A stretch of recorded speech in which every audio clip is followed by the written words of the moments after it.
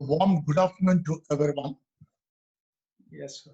Good afternoon. Father Joseph Kuti and the Principal Mr. Mohan and Preeti Joseph and other management committee members, the distinguished guests, co-panelists, and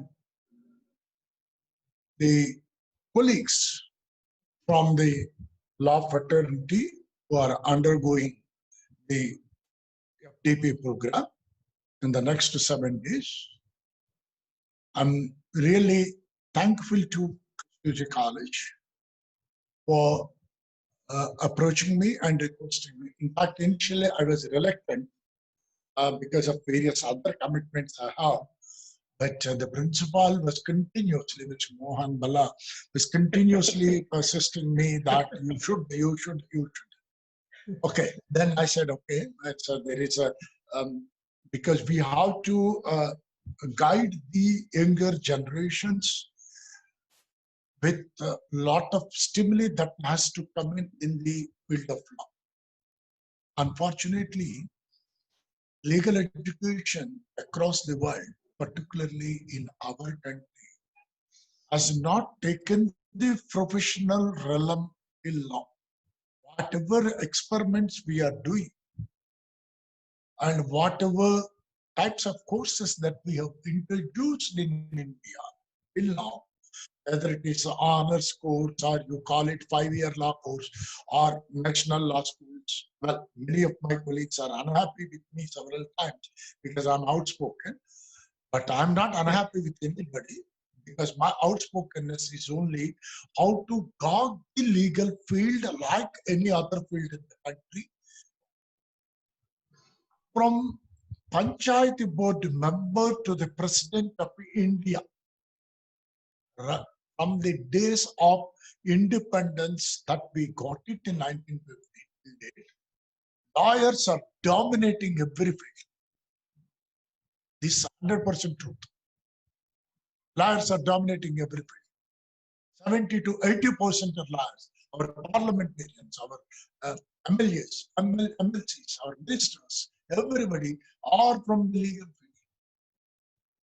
Then legal education is in doldrums or is in a poor state of condition. It's unfortunate. In spite of establishing national law schools or premier law schools like law universities like Ambedkar Law University, which is the first university started in affiliating university, followed by our state Karnataka. Now Rajasthan started last month. Next month Odisha is starting. Well, there is a trend that law universities of affiliating also will be coming in every state on the lines of national law school. But we are a divided house.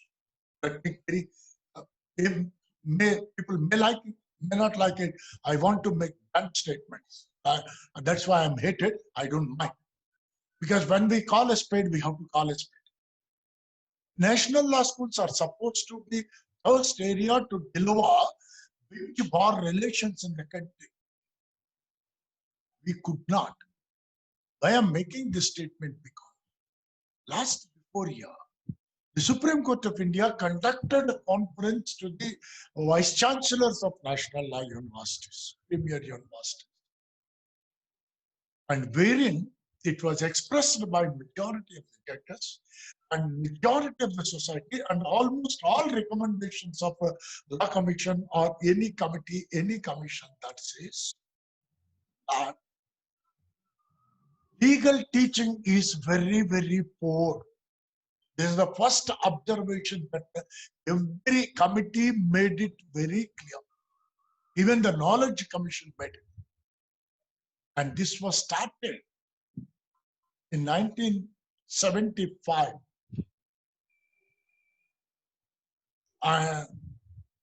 by Professor S.K. Agarwala. The latter in 78 by my own teacher, Professor Bakshi. Professor Bakshi lamented on the levels of teaching in India. The latter by number of scholars, Professor Menon, everybody started saying. Then I found out what is the reason for lacking teaching in law in India is we don't have structural course pattern or course curriculum design. In fact, I have written a paper. I told the Bar Council chairman very recently that 2019 regulations that please don't implement. Let us have a discussion. I sent a paper for legal reforms for publication. It will soon out. But I'm suggesting a new model for legal education, legal curriculum, and for younger generations, younger faculty to look into the legal profession. Don't think that I'm starting on the negative side. I'm talking on the aspects that are pinpointing our profession today. Well, these positions like vice chancellor, this, that will come and go. We should not think I'm a vice chancellor today, I'm this, that. Basically, we are teachers. We will remain as teachers. We will die as teachers. We will be remembered as teachers, provided we do our service properly. Otherwise, the men may come, men may go, but I go on forever. So people, students will come, take their degree, go. Some may become judges, some may become lawyers, but ultimately, the blame comes to us, we teachers, why we have not inculcated the skills of techniques of legal research and legal teaching. Compared to West, legal teaching and legal research is poor in India. In fact, China. Well, today in the COVID-19 situation, everybody thinks that China is an enemy country, and they are also doing, of course, we don't want to go into politics. We are also doing from whatever that they are doing to India. But that are all political aside. But academic front, if we see, till 1980, Chinese legal education was completely in doldrums. Nobody in the world recognizes Chinese legal education. But they changed themselves and brought in the various perspectives for the development and introduced modules and models with respect to various perspectives of legal education. And today, Chinese law schools are rated as #1 law schools in less than just 12 years. Having potential, excellent resources, and as a legally strong, developed country with an excellent number of honorable judges, eminent lawyers, eminent academicians, can't we make it in India? We can. We can definitely, I can challenge. We can even beat. But our system of education, pattern, rules, regulations, everything should change. The helm of an affairs person at the university level should encourage the affiliated colleges, should look at the affiliated college perspectives, should think of, we need more autonomy. I ask one question. All of you, if we touch our heart, including me, when we are youngsters, how many got an opportunity to draft the syllabus of their own? We teach somebody's syllabus. Somebody dictates us. Then how do I can put my brain to teach what my student wants, what my curriculum wants? Well, you can have a broader framework fixed by the Bar Council of India with some important subjects. Just leave it to the colleges or to the universities to frame their syllabus. And before syllabus, it is not possible every teacher to prepare the syllabus. To be honest, the committee may be constituted. The committee can come out with a syllabus, send to the affiliated colleges or to the faculty among the department, take their comments, then taking that into consideration, put it before the Board of Studies for further reformation, because experts will be there, so they reform and bring in that you will have a satisfaction that I took part of the syllabus framing. Because talking, teaching techniques, talking research and other thing, I will come to the subject. Don't think that the Vice Chancellor is just passing some comments and I'm going to definitely touch the syllabus topic, which is of interest of the FDP and how it should go on, I will definitely address. But before that, addressing, I want to just make few ideas of the few observations that how do we do. Right now, in my own university, I asked all my colleagues that participate in syllabus framing. Come out. In spite of hectic schedule, I sit with them over mobile app thanks to COVID-19. Every negative, I believe a negative situation always presents you something positive. Because COVID has two sides of a coin. One side, it is a dreaded disease. The other side, golden opportunity. What is the golden opportunity? In every field, coming to our own field, law, golden opportunity. Today, we are now sitting in my own chamber. I am addressing and inaugurating an international conference. A Supreme Court judge can listen a case sitting a lawyer in his house. These are all positive changes if we take into consideration. Diseases will come, diseases will go. And today, whole world, we are worried about COVID news channels, everybody writing this many dead, this many dead, this many dead. If we compare to the deaths of other diseases like TB, cancer, malaria, this, that which we have already, the death rate of that, the death rate of this is negligible. Negligible, definitely. But then what we have to think is why the disease has come. Whether it is Chinese disease or not, we will not go into the detail. A disease has come, which is creating us a lot of havoc, which is creating us problems. Why it has come? Who is responsible? We. Have we ever bothered about environment? Have we bothered about mental rest? Have we ever bothered about peace? We have not bothered.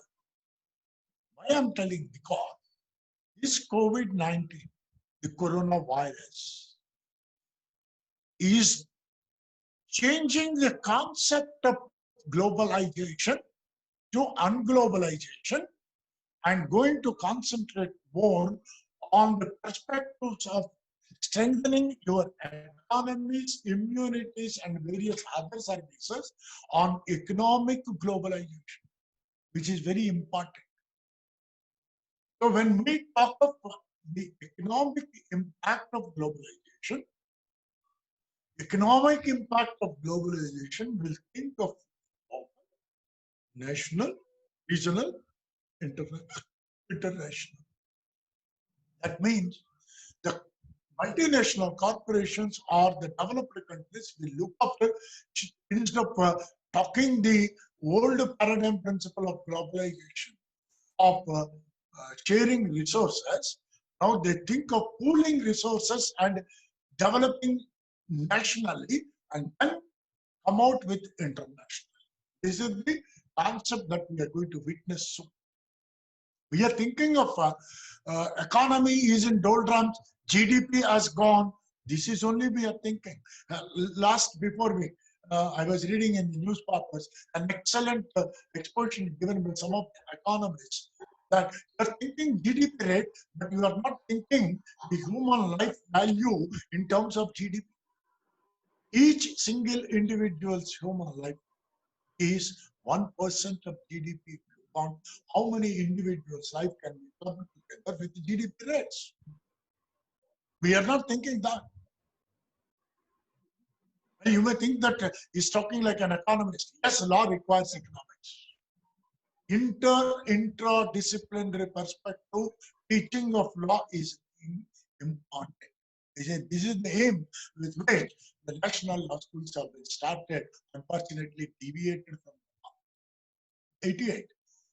When national law school was started, because the young teacher attending the the refresher course on law and economics conducted by Professor N.R. Madhav Menon, the first refresher course conducted by N.R. Madhav Menon and by a law university on law and economics. There I told him that this path will not argue, which without taking into various other parameters into consideration. You are doing an extremely good aim. Because the concept of national law schools is not started in 88. It started way back in 1975 in Pune workshop by Professor Bakshi and Professor S.K. Agarwala. In 78, Professor Bakshi made it very clear we have to establish national law school on the lines of Harvard Law School. Well, they submitted their proposals to government. Well, we don't know the reasons, and they too never told us, but it has not taken up until 88. Okay, 84, 87, it took up and it came. Let me tell you how many law teachers are aware that the concept of national law school started in 76. It was not. Many were not aware. Everybody thinks only with National Law School Bangalore, but new concept has come. It's a decade-old concept and decade-old history before it came into existence.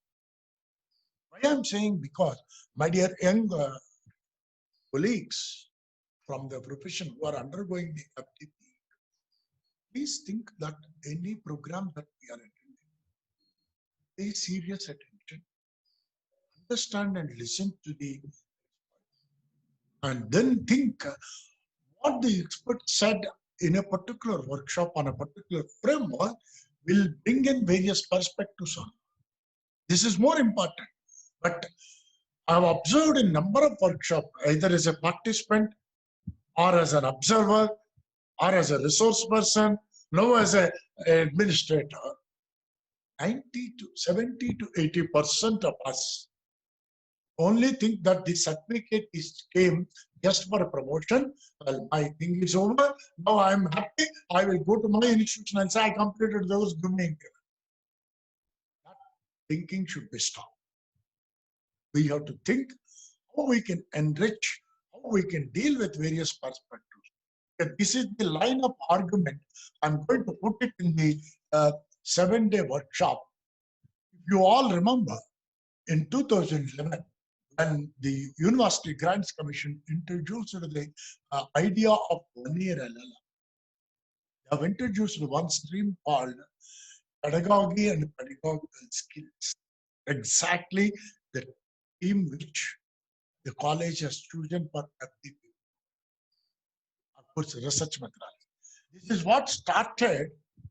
Many people doesn't know in law. I wonder, very few of the youngsters might be knowing, even seniors themselves doesn't know. The concept of legal research seriously started in the year 1975 by Professor S.K. Agarwala Bakshi by conducting 29 days research workshop in legal research methodology in Pune with the help of UGC by the Pune department. But God has given me a chance to serve in the same department as a HOD, as a successor of Professor S.K. Agarwala. I had long discussions with Agarwala and read through his pen notes that is available in the department, what are all he made. Professor Ajappa, Professor C.K. and Raja. There is no depth of names. Well, huge number of professors are there in the country. These people have given, then the UGC named it as Pune Workshop of Legal Research Methodology. Later, Indian Law Institute has taken out, brought out college. We don't have number of books on legal research methodology.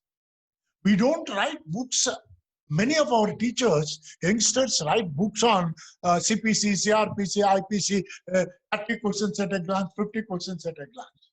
But we don't write methods of teaching, types of teaching, various ways of teaching, methodology of teaching, dogging of teaching. All these are research, how to carry research, how to do projects, how to do cluster projects. We don't have any books, even today. We have to depend on the Western literature. Are we such pathetic, sad stage that we are being a very eminent, rich, legally strong country? Because neither we involve the honorable judges. Of course, nowadays, after the law schools and others come, honorable judges are finding some time to come.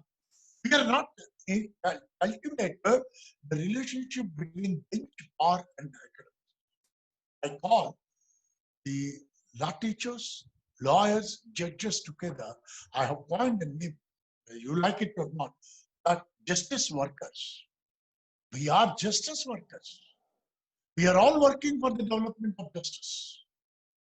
So we have to have a franchise to develop. I'm happy some of the honorable judges, in spite of their busy schedule, are readily coming to deliver lectures or come to moot courts, this and that. There are fascinating judges are there in this country, fascinating lawyers are there in this country. But are we teachers are fascinating towards that extent to reorient our younger colleagues? This is the question. Are we senior teachers? Why legal education today is in this problem? Because our senior teachers never taught or taught in the culture of sharing between senior and junior. Please shut down that. We have to discuss among ourselves, deal with ourselves, and then we can develop various. Well, with this background, let me quickly come into the topic of today: legal teaching techniques and research techniques. Very briefly, very broadly, I will deal, because now many people, maybe in the 7 days, all the experts may deal with. Maybe if Christo gives, if I get a chance, maybe I will also take a lecture on any of the areas if you are interested. I can do. That is a very important perspective. So, well, when we go to a class as an youngster or as a senior, whatever it may be, what are the initial steps of teaching? How do we go about teaching with respect to various aspects? Well, before going into teaching, are we mastered over a particular subject? Well, when I asked, somebody told me, sir, I have an LLM in criminal law. I can teach criminal. That means you are neither expert nor teacher. Start very clearly that I don't know anything about criminal law. We know what is happening in an LLM class. We need not pretend. Well, you go, a teacher will teach half an hour, and go, a professor will talk something, and you do some research. And nowadays you have computer, you have technology. Students are far smarter. Cut, paste, and put and do PhD. Means cut, paste over, PhD is over. And thanks to UGC, may not like it, but making PhD compulsory for a job is bad. You can't make it PhD is compulsory. It's a degree. Now PhD has become a degree, not a research orientation. In no Western university, no country, they ask a PhD, no ask you a PhD. They don't ask you anything. If you have an orientation, if I'm a scholar, if I work in a subject very well, that we can, but we have not developed, we have compartmentalized our education system in India. The new education policy is having high expectations with a lot of freedom, but I don't know how far it will be implemented. We are not the policy makers, or we are not know, but given the chance, if we read thoroughly national education policy, if we understand the parameters of national policy, it's an excellent policy. It's drafted very well compared to the previous policies. Of course, they too were drafted very well, but it has a more innovative orientation, fixing responsibility on the teacher. That is the point which the national education policy has brought in. So when we look in that perspective, how expertise we have in the various subjects. I'll give you two techniques of the teaching, very, very important, that what you are going to be an expert in the subject, the broad range of objectives that a teacher should have, or how to apply the new rules or patterns of teaching to your teaching. Suppose if a case is decided, how do we deal with the case? I'll give you a small example here as a teacher. If one particular, in a law class, we normally say CPC gives us jurisdiction to court. That's common.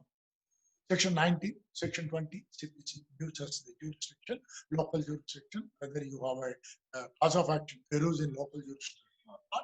If cause of action is not arose in jurisdiction, we will say the court doesn't have the jurisdiction. CPC. Well, another legislation may say it has given a jurisdiction to you in any manner which might not have a jurisdiction to let me tell you a decided case by Madras High Court in 2007. Chandrika Soaps versus Chandrika Soaps.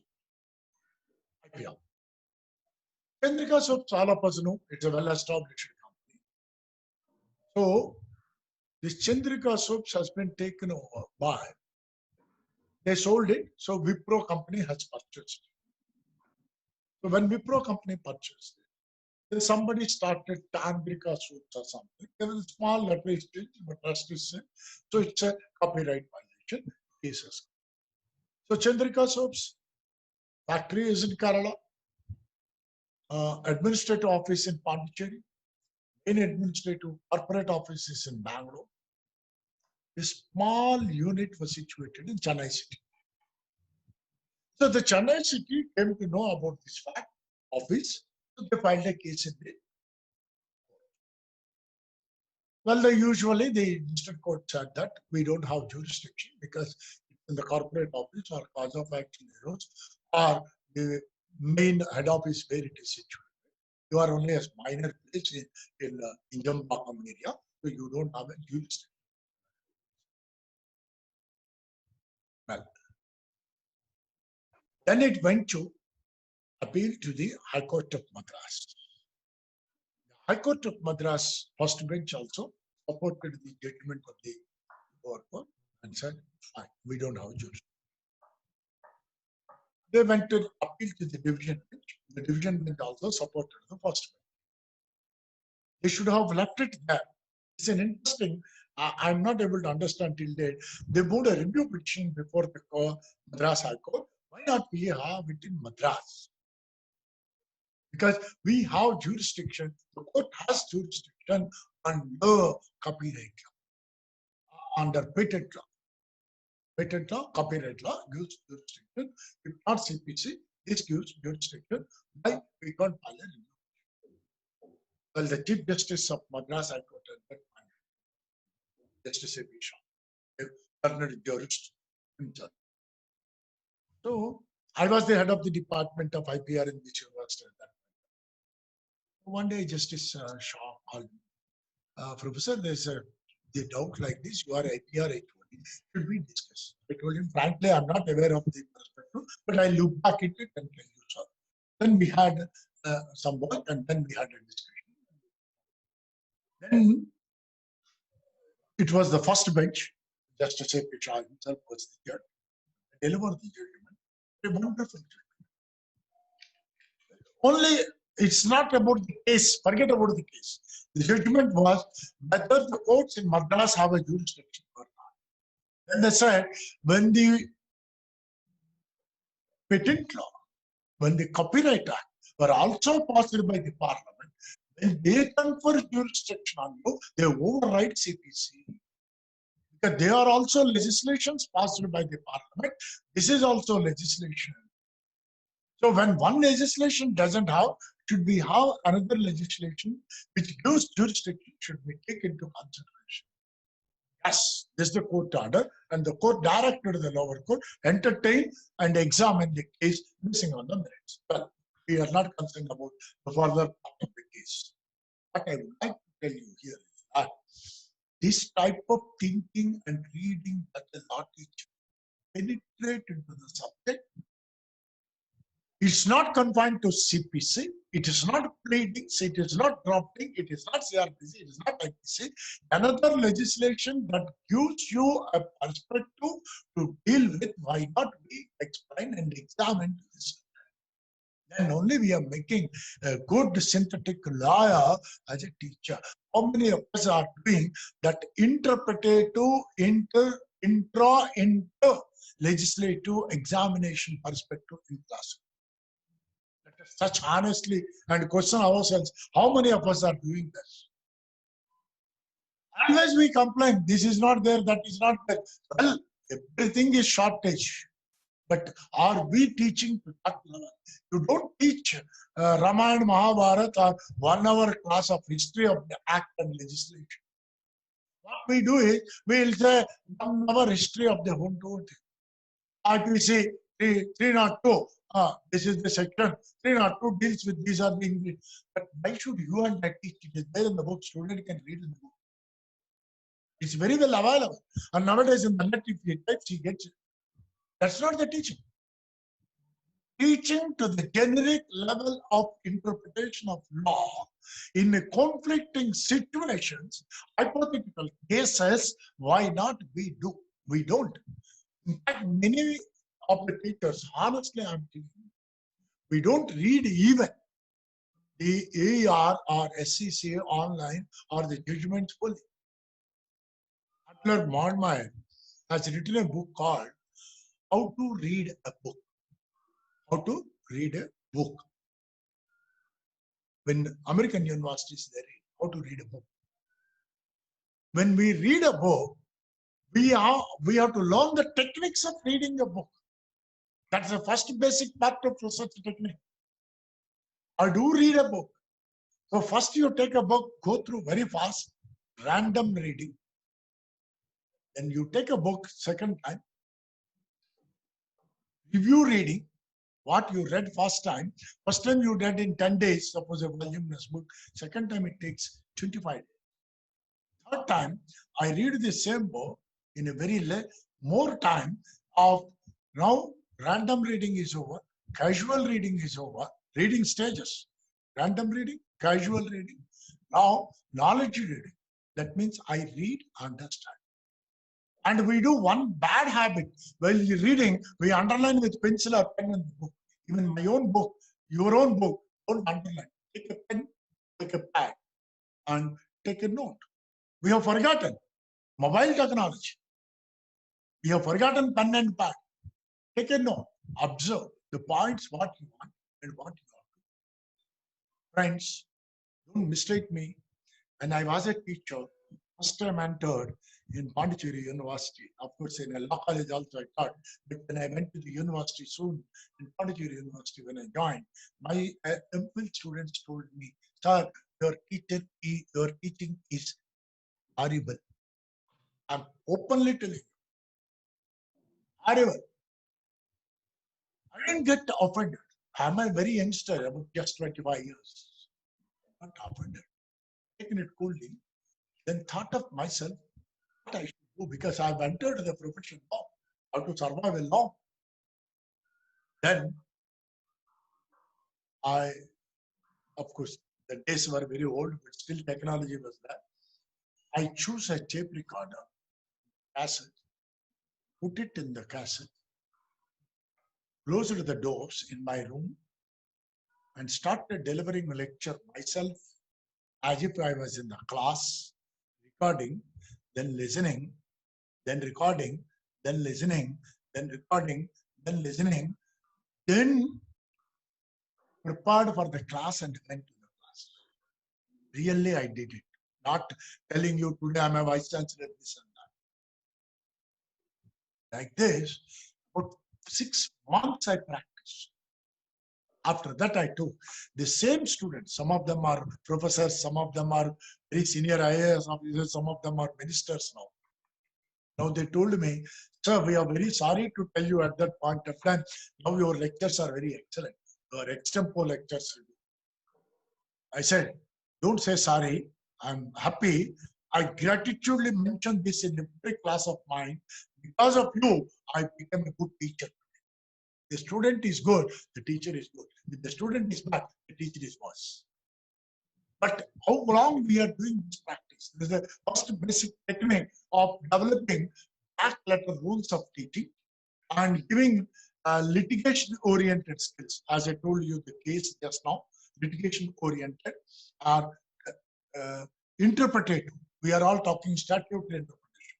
So statutory interpretation or intra-comparative legislative perspective, all these things can be clubbed and given in just 20 to 25 minutes teaching.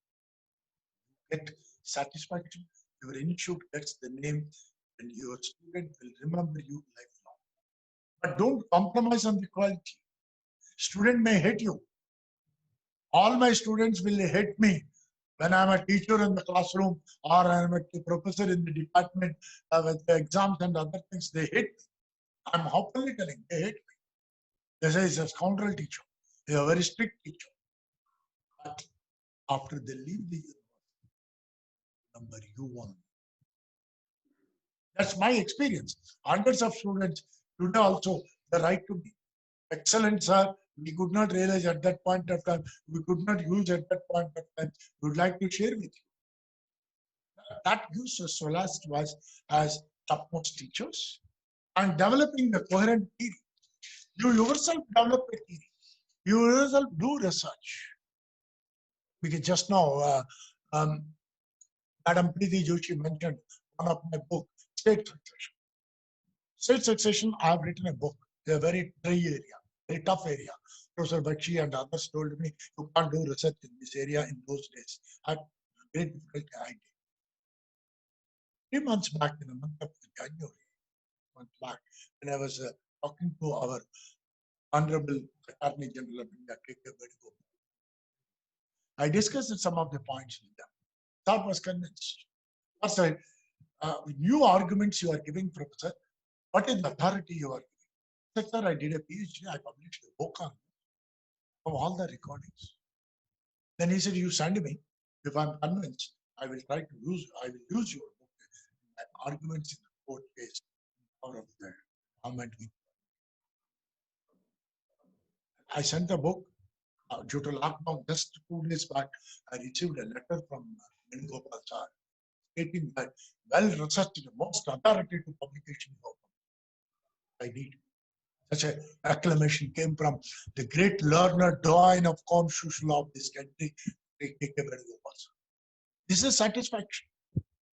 We may get position, we may not get position, but this satisfaction, the teacher can never forget. This is honest dedication that we do. Well, if you ask, I have not earned any assets. Well, I don't have any bank balances. How? The academic credentials is my bank balance. That's sufficient. That's honest. God is there to give us a lot enough. So, colleagues, what I would like to tell you, I don't say that I'm a senior professor, vice chancellor, or something. We are all colleagues. I'm still a student. I'm learning from you also. I will learn from you also anything, but go for various short-term perspectives, ideal pedagogical skills, and what do you deal with the pedagogical perspective? You have internet, this and that. Look into the various perspectives and see that unintangible converts into tangible. So these are the teaching. That means when you go to a class, prepare, make a note, synoptic, what you want to teach that day. Each day class taking is a new experience. Even today, after 35 years of teaching, one day my daughter asked me, Papa, you are 30 years you are teaching same subjects. Why do you read every day again before going to the class? I said, today's class is new to me. How to teach something new to my student. I can't go to the class what I studied or what my teacher taught to me. I have to read the journals, I have to update my knowledge, how to deal so that I can do more and more interpretative, inter-exposure skills to the students. This should be the commitment of a teacher. Otherwise, don't come to teach. Noble profession. It's a noble profession. Well, we have problems, we have everything. I'm not saying it's a rosy picture.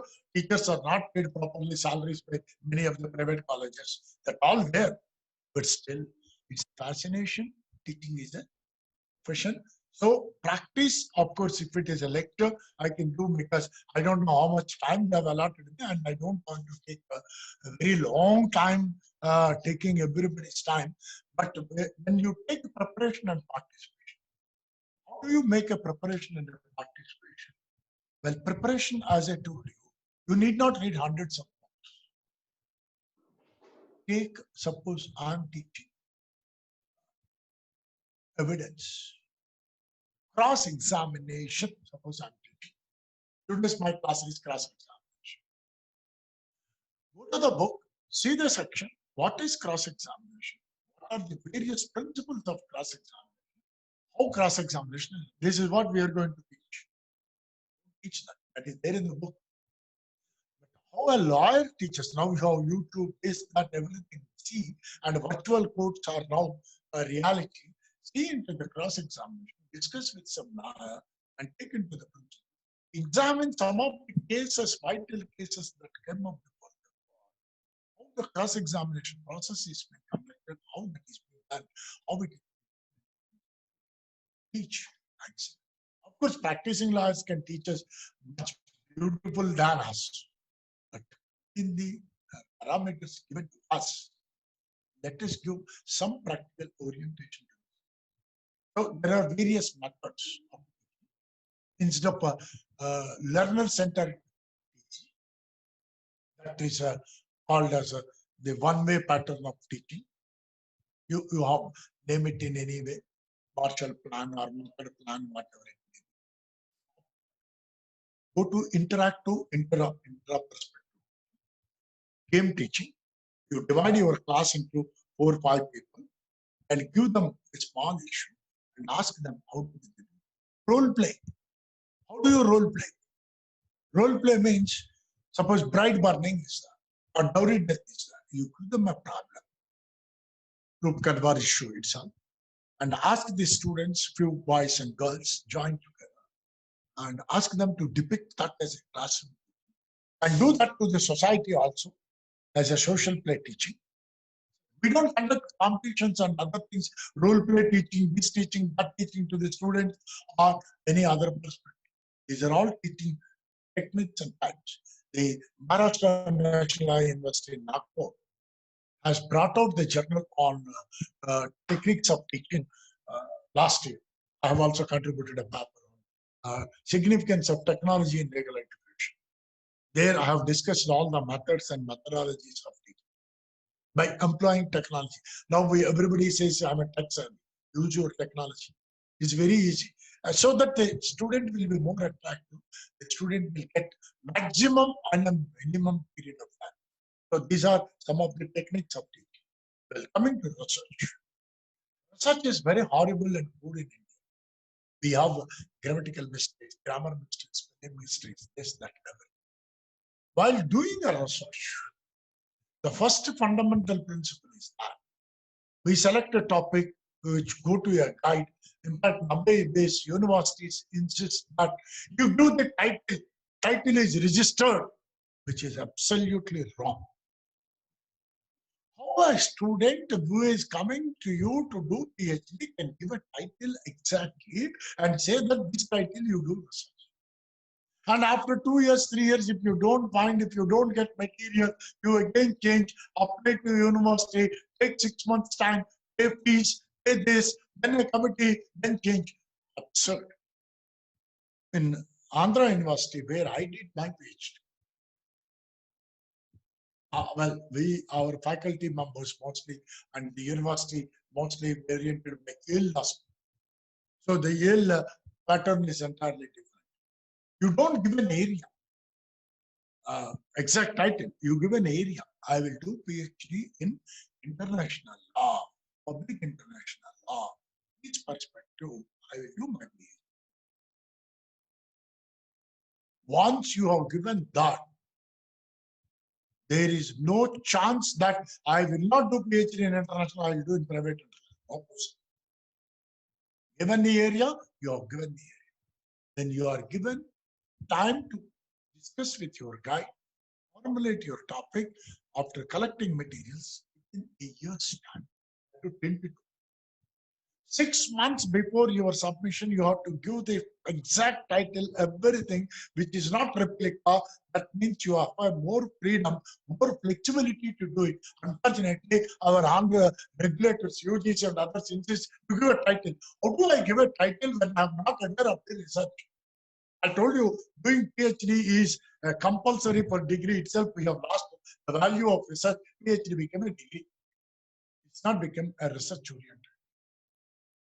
Let anybody think. We have to think of change. We have to think of alternatives. Well, people may not like. Many people say Shastri is critical. He is highly idiosyncratic. I speak the truth. You call me idiosyncratic. You call me a fool because I fight for youngsters. We should not forget our past. We have undergone all the problems. Youngsters or other new colleagues should not suffer anymore. We try to help them. I cannot think that I'm a vice chancellor tomorrow. How will I become UGC vice chancellor? You do it, but think of others also. Take the bogey with you. That should be the philosophy. So, topic of selection of topic is varies on various perspectives. Your interest, guide interest, various number. Then once we select the topic, well, I don't go into the details because research methodology I'm teaching for more than 15 years. Come out with the latest examples of teaching research methodology. Don't teach the mundane examples of research methodology. Research methodology means in law we know only doctrinal, non-doctrinal. We don't know beyond this. Even a student doesn't know how to write an hypothesis. In PhD thesis, we see hypothesis means there will be 10 hypotheses. How can you make 10 hypotheses? In a research study, only one hypothesis is necessary. And people write hypothesis research questions. You choose research questions, there is no chance for hypothesis. If you choose research questions, no chance for hypothesis. Choose one. Too many, too unwieldy, but in the end, something. And people think that I have written this much bulky thesis. I'm great. That means you have made a 90% cut and paste. If you can present solidly of 100 books in just 3 lines, because in law, when we do case citation, particularly after reading hundreds of PhD theses for evaluation, I stopped. Because same repetition. How many times we read? How many times we do? We can't reject, because after a student does a lot of PhD, so we suggest some methods, this, that, we can't operate until and unless it's too bad, too plagiarized, we can't reject. How do you present a case? People write facts, figures, this, that, everything. Nothing is necessary. Just to take the fact in just 2 to 3 lines, present the fact. Key part of the judgment present in 2-3 lines, that is sufficient for the case. We don't. Because in my own PhD thesis on state succession, many people doesn't know the Supreme Court of India decided on state succession nearly 2,000 cases between 1950 to 1960. 2,000 cases. In all cases, the court has not analyzed principles of international law. It analyzed only 1947 Indian Independence Act. I'm coming to the exact core point of research. How do you do research? Because today we call, the question is, 370 is abolished. Government of India doesn't have power. Kashmir Assembly has given, this has given, that has given. Today, Kashmir Assembly is not that. People say, why Kashmir is given a special status, we don't know. Political reason. Nobody stated anywhere the reason. Even Constituent Assembly has not fully discussed it. If we read, because there are 500 states, Mysore, Madurai, like so many states, like Kashmir, Jammu Kashmir, every state has communities. Hyderabad, Junagadh, various states. When all these states are signed the same instrument of action, including the Maharaja of Kashmir. Please, colleagues, observe the research technique I'm pinpointing here. Very clear pinpoint that please don't miss. I'm very acute research methodology with respect to of interpretation of statute. How do you pick up? The Section 7 or Class 7 of 1947 Indian Independence Act says on the particular day, 1947, August 15, there will be 2 dominions, India and Pakistan. And the suzerainty of the crown will lapse over the princely. This is the verbatim wording in class 7 of 1947 Indian Independence. Basing on this, the Jammu Kashmir High Court and the Supreme Court of India said that the kings became independent, they're sovereign. I don't find fault with the judgments or the honorable judges. It is the fault of the bar which has not enunciated the point of the bench. The point is to be enunciated here from a research scholar's point. Are they really independent? Before independence, what was their status in international law? Well, in the ancient India, they were under the perspectives of various aspects. What is the condition of a state in international law? Either you have independent power, sovereign power, foreign relations, armed forces under your control or not. Apart from the core principles of population, territory, this, that, sovereignty under international law that you have. These states never had. In Maurya kingdom, Sri Krishna never had this, that never had. Then Charan, Chola, and Pandyan, all kingdoms were there. So these were delegated. After that, the Muslim rule has come into existence, where the emperors of India were the Muslim, Akbar, Babur, and the Muslim. These were suzerains. Then British came. They were our. And one important principle that all of us know, all our law teachers, that Lord Dalhousie's rule of if you don't have children, the state will decide who will be the successor for the throne. Then where are you sovereign? One. Two. The act says only suzerainty lapses, and they call it not suzerainty, paramountcy lapses. That is the word, paramountcy. What is paramountcy? Well, paramountcy is not defined anywhere. I have 5 more minutes. I'll not take Mr. Mohan next time. I'm finishing. Paramountcy. Paramountcy, what is paramountcy? Nowhere defined. The great constitutionalist, Dicey himself, said, I don't understand what is paramount. Professor Westlake, in his book on international law, very beautifully summarized the paramount relationship between the crown and these so-called sovereigns of India. Paramountcy, I'm repeating the verbatim wording, it's not my wording. Paramountcy, wisely, cunningly, wittingly, unwittingly, conveniently left undefined. Beautiful. Professor Westlake's classic. Wittingly, unwittingly, wisely, cunningly. What I want to tell you is the research point here. You may think that I'm talking too much.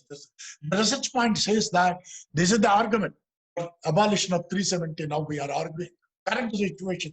An old issue of 47 is now current situation for research under state succession policy. That we are arguing 370 abolition is illegal. It is disputed territory. This and that. Who said that it is a disputed territory? Who said that it is a disputed territory? Justice A.S. Anand, in his book on this constitution of Jammu Kashmir, PhD thesis of Justice A.S. Anand, made it very clear it was only a sale deed. British sold it to Raja Har Singh's great grandfather. He purchased it, sale deed. So you and I have a sale deed. So it was a sale deed. And various other things. Then, Justice, another Chief Justice of India has made it very clear that it is nowhere stated that instrument of accession or what we call it as ascertaining the will of the plebiscite. Be ascertained that it is big. The plebiscite word is not there in the instrument of accession anywhere. Anywhere. We are law students. We go by legal document. The legal document is attended by 535 kingdoms and also Jammu Kashmir, the same legal document. Sardar Vallabhbhai Patel got the same document. Does not got a new document.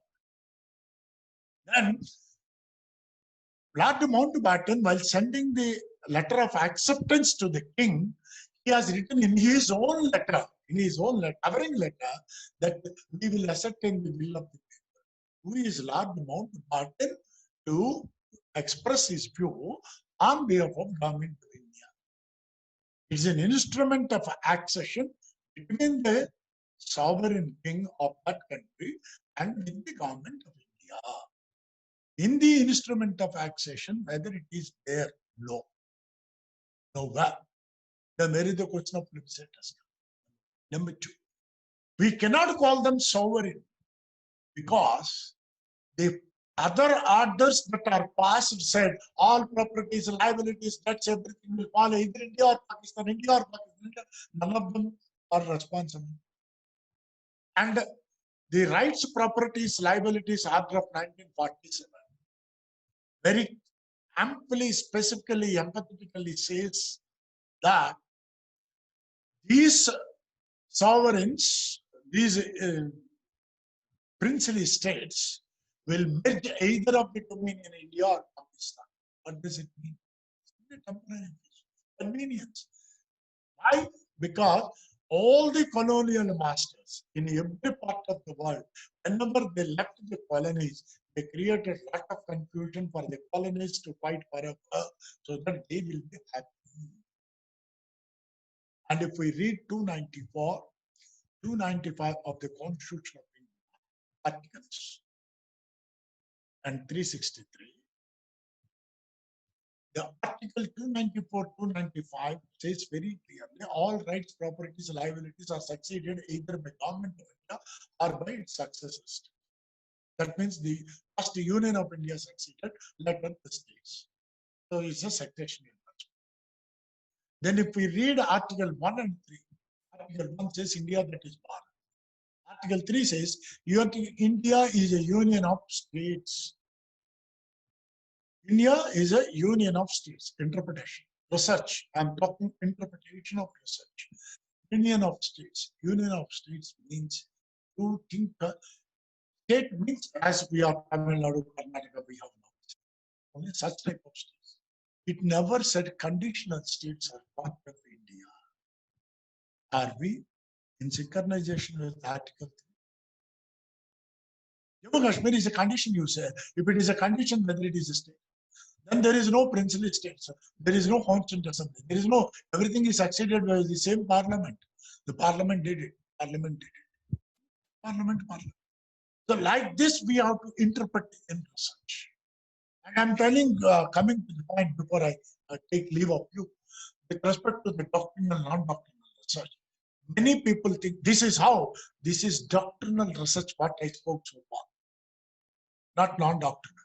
But in this doctrinal research, you have to apply. Since time gap, I'm not talking non-doctrinal. I've discussed an example of non-doctrinal without telling you I'm talking with perspectives of doctrinal research. This is how we have to teach. We have to tell the student in the end what I spoke. Otherwise, student get confused what I spoke. I spoke only doctrinal research. How you do a doctrinal comparative analysis and other. So when you talk of doctrinal research, you have to use methods like inductive, deductive. You induct and you deduct. So inductive, deductive methods you have to adapt. Then you have to adapt comparative, inductive, comparative, deductive. Then you use classical questionnaire. Non-doctrinal only questionnaire comes, and doctrinal questionnaire doesn't come. Doctrinal also questionnaire comes. But here, it is not random questionnaire, random sample. It is classical selective sample, selective questionnaire. You have to identify the expert, you have to talk to the problem, you have to tell the problem, put a targeted interview, put a targeted question, get the targeted answer, and analyze and take that analysis with respect to your research is concerned. This is what in fact, to me, if you ask, doctrinal research is the toughest research than non-doctrinal. Many people say doctrinal is a library research, armored research. Not. not. Please share the opinion. Doctrinal research is a library research or a bookish research or armchair research. You relax and read. It is a tough method. It's the toughest method, and application of research categorization, perspectives of research categorization, dealing with cases, case perspectives, case analysis are number of issues that we have to take into consideration, and then we can understand. So with respect to the techniques of research, I've explained in depth because you are all teachers. If it is student, my lecture would have been different. Since you are teachers, have given more analytical thinking of research. How do you analyze? By giving a small example of a current issue of Jammu Kashmir. But it is definitely they're not considered BJP or Congress, whoever is in power. That is political. We are law students. Ours is research. What is the status? That's all. So we discuss only that. So with respect to that perspective, Kashmir is an integral even according to 1947 Indian Independence Act, and the orders passed by there. There is the question of we have unnecessarily went to Security Council. The government of India went to Security Council, and it said we will ascertain. All that is not necessary. All that is not there. It's an internal matter of government of India, like any other state. Because India is a union, is a corporate. One more thing I want to tell you: many of us call it as a quasi-federal Indian constitution. It is not. It is cooperative federation. Please read the last speech of the chairman of the drafting committee, B.R. Ambedkar's last Thanksgiving speech in the Constituent Assembly, about 15 pages. Read hundreds of times. I read several times. Every time you read, you get a very new idea out of it. And he has beautifully summarized that. Cooperative federalism is inculcated in our preamble perspective of social is economic, justice, liberty, equality. Now, how do we define these four: justice, liberty, equality? If wanted, we think of first justice, liberty, equality, but no, you have to go from the bottom. Think of fraternity, then equality, then think of liberty, then come to this is the perspective that we have to come. Then we reach social justice. Then we reach cooperative federalism. These are the fundamental nuances of perspectives that a teacher has to penetrate into a technique of a teaching or research perspectives with respect to various ways and means are considered. And I hope in this 7-day FDP program, all the experts will deal various intricacies, inter-perspectives, inter-perspectives, and comparative perspectives, comparative skills of interconsider with respect to development of the nuances and teaching. And I wish all the colleagues taking part in this workshop all the best for future, and be proud that this opportunity given to us by COVID-19 should be remembered and well used and well utilized to become the best teachers or best vice chancellors tomorrow. Who knows? Or some of you may become even the president, prime minister. Who knows? I wish you all the best, and I thank the organizers for having reposed confidence in me and giving me the chance. And thank you, one and all. Thank you, thank you, thank you. Thank you so much, sir. I think one of the things that will definitely stay with me and for with the rest of the participants is this, that even after 35 years, you go back to study when you're preparing for a class. I think that is one thing that should really motivate each one of us to not just become good researchers, but even good teachers. We're extremely thank you, sir, for this very informative session that you engaged us with, and the passion with which you're speaking in itself really shows how much you want to encourage us and how much you want to push us to take research seriously, not just as a degree, but something that we are really passionate towards. Thank you so much, sir. Before we go ahead, we'll just be taking a couple of questions because of the paucity of time. So one of the questions that has been asked is that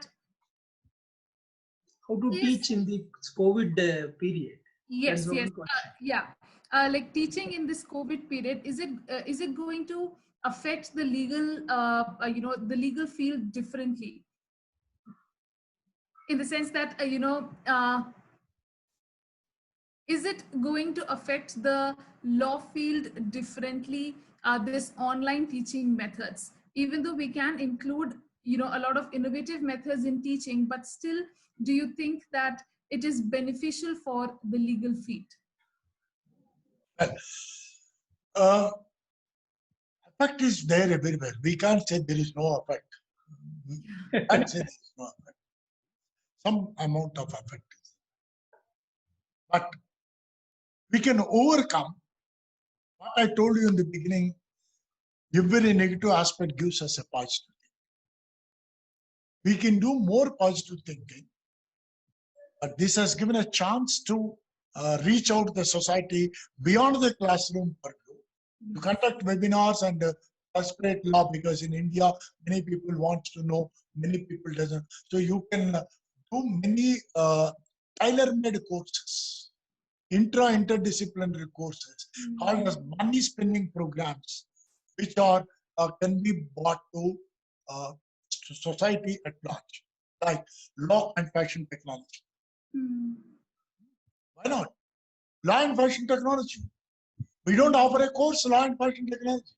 We don't think of others, or law and film industry, law and labor relations. Because migrant laborers, recently we have seen the people say man-made disaster. So many critics and academicians started passing comments. The government has not handled it properly. Well, who is responsible? I ask you the question, before throwing a stone at the government, any government in power, before throwing a stone at the government, what am I did to the government? What am I did to my country? If you comment, government has handled very wrongly, sir, it would have done it like this, sir, then why you have not given your advice to the government well in advance before the crisis came into existence? You are not. We are passing a buck. We excuse. Now everybody says the government has failed in handling. We are not an opposition, but we are not politicians. We are researchers, academicians. We are public. And democracy is the people, for the people, by the people. We have a right. So if I send to government, nobody bothers. That's true. But nowadays, I think the present Prime Minister, present government is available on WhatsApp, this, that, everything. You have a platform to share your views. It will reach. If not 100 people send it, at least one will reach. Definitely. Yes, it is. One, that's one. Two, teaching particularly to the law class is concerned about the direct question that it has come. Oxford University and some of the universities in England declared next academic year completely online universities. So it's a good advantage that you need not go to England. You can sit in India and join and get a degree of Oxford easy. Advantage if you see. Then in India, as per Niti Aayog itself, well, it's an opportunity now for the managements and the law schools that we have to curtail our unnecessary expenditure for functions, bouquets, shawls, this, that, everything. Put that money on. And our technology, it's of course one of the duty of the government. The technology should be introduced, because in India, as on today, as per Niti Aayog, only 30% of the education institutions are technological friendly savvy. 70% are not. We have rural areas. So we have to connectivity issues have to be planted. I think this is a good opportunity. Maybe initially we may have hiccups and problems, definitely, but in the longer run, This avoids problem, infrastructure, building, this, that, everything. So in a 4-5 acres, you can have virtual library, everything. You can teach the students across by over laptop, this and that. And in this job-oriented era, they can do job and record your lecture anytime, read and prepare, and then come and take their examination. It's a very beautiful opportunity that is provided to us to think. So it becomes more environmental friendly, more stress can be reduced, and teachers also, of course, in India and in many countries, we are not allowed to practice. Maybe I appeal to the Bar Council, don't allow us to practice like a full-time lawyer, but allow us to participate in chamber practice or consultancy practice, or in minor cases, we have millions of cases are pending, million cases in summer vacation, this and we now virtual court, allow us to participate with the senior judges and others, 1-2 teachers as observers in court. So we come out and we can be more professional oriented. So I think COVID-19, if we take it on the positive side, well, initial hiccups are there definitely, but it's a very vast opportunity that has been provided to us. Thank you, sir. Thank you, sir. Now, before we take one more question further, I would request Father Emmanuel to kindly deliver the vote of thanks. No, could you tell me the person who is asking the question so that I can also? Yes, sure, sir. So just 1 minute. I will just tell you the name. That it is pleasure to see other colleagues. Amit Kashyap. And yes, sir. Dr. Amit Kashyap. Yes. And then Gyansudha Datta wants a point to be clarified about the number of hypotheses. Sir. Yes. Number of hypotheses. Sir was telling that one hypothesis is better, and if that becomes null, there will be problems, and therefore, what is your opinion about the number of hypotheses? Hypothesis means only one. Strict meaning of hypothesis is only one. You can bring in all 2 or 3 issues into the hypothesis, which you can bring. Here I say, for example, hypothesis framing. Suppose if I'm working, impact of COVID-19 on legal education is my thesis. COVID-19 has positive and negative aspects. COVID-19 has given us the chance to develop a virtual classroom center. To what extent or how the virtual classroom centric is a success? Whether it will replace various perspectives or not. So like this, they have 4 or 5 aspects in report, and then you frame an hypothesis.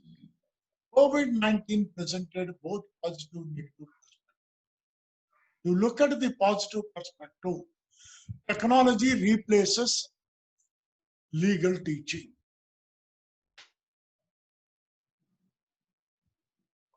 To what extent technology replaces legal teaching, or technology hampers legal teaching of regular interactive perspective? Over. Now you have to test and you have to come out the various perspectives. And I will give you one more example. The Indian Constitution is the largest and most beautiful constitution on the earth. However, it has failed in its implementation. Oh, now you are doing research. It's a failure. Where? 1 billion PhD thesis can be done on this hypothesis. So your hypothesis should be pinpointed. Pinpointed. We have a very transparent judicial system, but still access to justice is not there. You have to prove it, whether access to justice is there or not. Your thesis is over. Nowadays, it's become a fashion. People write in the end, hypothesis is tested in the end. It's all tested. Your conclusion suggests that too. But we don't. We again restate the hypothesis, restate the conclusion, restate the paras, and then increase the hypothesis. And another thing I observed nowadays, because I don't blame the young scholars, I blame the senior guides, that in the introduction chapter, conclusion chapter, nobody gives footnote.